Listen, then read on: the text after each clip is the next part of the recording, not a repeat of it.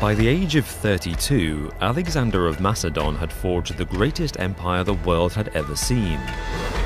He conquered more than 5 million square kilometers, stretching from northern Greece to ancient Egypt, over Persia and across modern Pakistan to the edge of the Himalayas. After over a decade of constant military campaigns, Alexander remained undefeated. He founded 70 cities and was popular with his own soldiers and the people he conquered. Yet in June 323 BC, he suddenly succumbed to mysterious pains, paralysis, and death. Rumors arose that he was poisoned. Modern historians think he died of disease, but cannot determine which one. What or who killed Alexander the Great? Alexander's death was unusual in many ways. He was a remarkably fit man, leading the charge in battle and often recklessly endangering himself, but always coming through. He had withdrawn his army to Babylon, the new center of his empire, and was planning his next military campaigns into Arabia. According to the biographer Plutarch, Alexander feasted for several days, drinking large amounts of wine.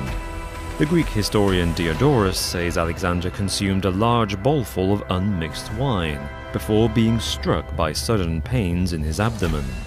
Over the next 12 days, Alexander lost the ability to speak, and eventually could not move. In great agony, he slipped into a coma and passed away without an obvious heir. His generals soon carved up the empire in a great civil war. The cause of Alexander's death was a mystery even at the time. His symptoms do not suggest it was merely liver failure from too much alcohol. Plutarch says he suffered a fever, and stories of him being poisoned are untrue. Today, most historians agree with Plutarch. They argue the poisons of the time do not match Alexander's symptoms.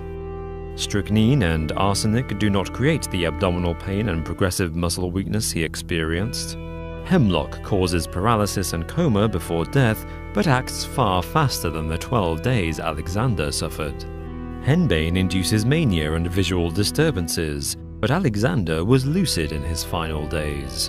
Cambridge University's Dr. Paul Cartledge therefore favours the idea that Alexander died from malaria, which was common in Babylon. So too was typhoid fever, which matches the symptoms and which University of Maryland medical doctor David Oldak believes killed Alexander.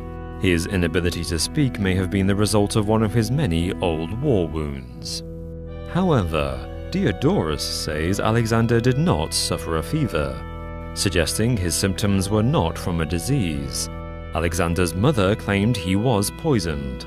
Moreover, recent research has identified the poison that most probably killed him. Toxicologist Dr. Leo Shep from New Zealand's National Poisons Centre says that Alexander's wine was probably laced with white hellebore. This plant was often fermented by the Greeks as a herbal treatment to induce vomiting. It is slow-acting, and all its symptoms match Alexander's, including nausea and muscle weakness. Even in the 21st century, people have accidentally poisoned themselves by ingesting wild white hellebore. If Alexander was poisoned, who murdered him? The most likely suspect is one of Alexander's generals. Towards the end of his life, Alexander claimed to be the son of Zeus, and demanded more and more from his soldiers.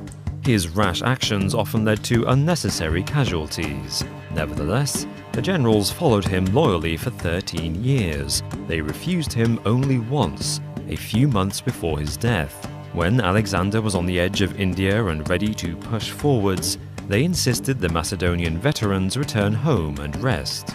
That is why Alexander was in Babylon when he died. Additionally, Alexander had developed a habit of executing nobles who displeased or disobeyed him. Any one of the generals might have feared for his life as Alexander grew more despotic, and the way they fought over Alexander's empire after his death demonstrates how ambitious and power-hungry they were. Furthermore, assassinating the king was something of a tradition in Macedon. Alexander's own father was murdered in public. Alexander's mother accused Antipater, a Macedonian general. He seems the most likely culprit. Antipater was regent of Macedonia while Alexander went off to conquer the world. Later, after Alexander's death, he would rule the whole empire and his son would become king too. But in 323 BC, Alexander removed Antipater from office and summoned him to Babylon. Other generals summoned to Alexander had been executed, so Antipater may have thought he had a death sentence. His son happened to be the official wine pourer in Alexander's court.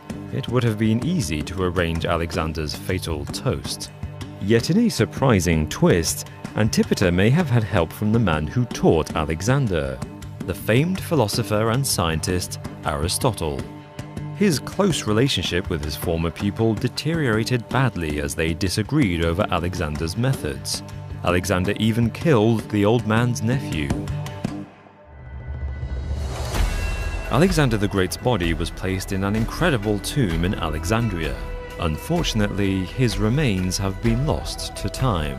Without them, we cannot scientifically prove or disprove the theory that he was poisoned. Dr. Leo Shep says that even if we had Alexander's bones, traces of the white hellebore poison would probably not be detectable. The mysterious sickness that brought down history's greatest general does not comfortably fit any likely disease or poison. All we can know is that, by the end of his remarkable life, Alexander was loved, feared, and hated by the men who surrounded him. In a culture where kings could be removed by violence, and the empire would still continue.